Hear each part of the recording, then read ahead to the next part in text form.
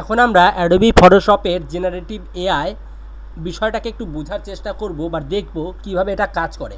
Adobe Photoshop 2024 ব্যবহার করে আমি এই কাজটা করব। প্রথমে আমি একটা ইমেজ নিয়ে আসলাম যাতে আমি আপনাদেরকে এটা ভালোভাবে দেখাইতে পারি। আমি প্রথমে চাচ্ছি একটা কোনো বাসা থাকবে যেটা দেখতে একটু ইম্যাজিনেটিভ হবে। আমি একটু বাসার মতো শেপ করে নিলাম। শেপ করার পরে এখানে জেনারেটিভ ফিল নামে অপশন আমার ওপেন হয়ে গেল। এখানে আমি জাস্ট লিখে দিলাম beautiful house purple lights generate. দেখি আসলে এটি কেমন জেনারেট করে বা কি জেনারেট করে। নর্মালি আপনারা দেখতে পাচ্ছেন এখানে 3টা ভেরিয়েশন আমাকে জেনারেট করে দিয়েছে, আর আমার কাছে সবচেয়ে সুন্দর লাগছে এইটা।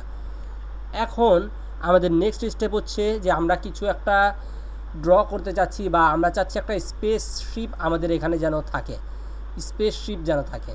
তো আমি এখানে জাস্ট একটা স্পেসশিপ লিখে আমি এটা স্পেসশিপ উইথ স্পেসশিপ থেকে একটা লাইট বের হবে। সেই লাইটটা কী হবে, আমি চাচ্ছি ব্লু লাইট বের হবে। তাহলে স্পেসশিপ উইথ ব্লু লাইট লিখে আমি জেনারেট করলাম। তো ফাইনালি আপনারা দেখতে পাচ্ছেন যে এখানে স্পেসশিপ একটা ক্রিয়েট হয়ে গেছে। আমি এটাকে জাস্ট অল্টারনেট করে দেখি কোনটা আমাকে সুন্দর লাগছে।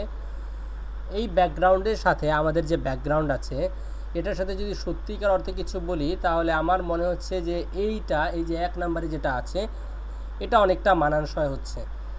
কিন্তু আমরা চাইলে এটাকে চেঞ্জ করতেও পারি, এইটাও রাখা যায়, ঠিক আছে, এগুলোও রাখা যায়।